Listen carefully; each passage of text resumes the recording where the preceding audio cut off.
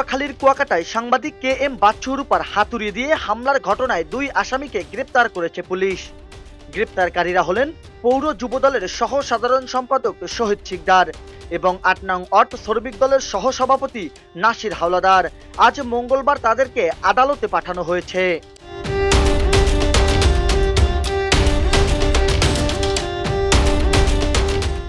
গত ২৪ জানুয়ারি রাতে Kuakata marine drive সড়কের হোটেল সৈকত সংলগ্ন এলাকায় সাংবাদিক কে এম বাচ্চু রূপার হামলা চালানো হয়। গুরুতর আহত অবস্থায় প্রথমে তাকে কুয়াকাটা বিশ্বজ্জা বিশিষ্ট হাসপাতালে ভর্তি করা হয়। পরে বরিশাল শেরেবাংলা মেডিকেল কলেজ হাসপাতালে হস্তান্তর করা হয়। সেখানে ৩ দিন চিকিৎসাধীন থাকার পর উন্নত চিকিৎসার জন্য তাকে ঢাকায় নেওয়া হয়।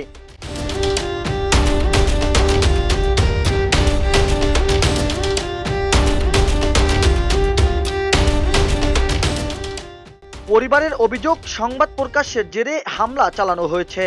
মূল আসামি অভিযুক্ত কুয়াকাটা পৌর যুবদলের ধর্ম বিষয়ক সম্পাদক হারুন মুসল্লি ও ৮ নং ওয়ার্ড ছাত্রদলের সভাপতি বাইজিদ এখনও ধরাছোঁয়ার বাহিরে রয়েছে। এছাড়াও জড়িত রয়েছে আরও অনেকে।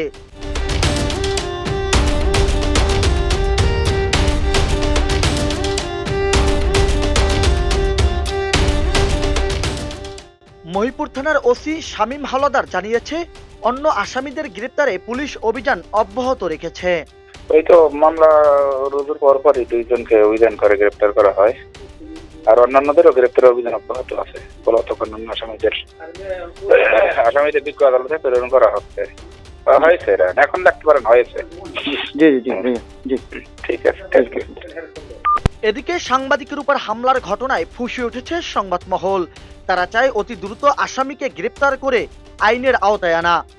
নিউজ ডেস্ক, খবর কুয়াকাটা।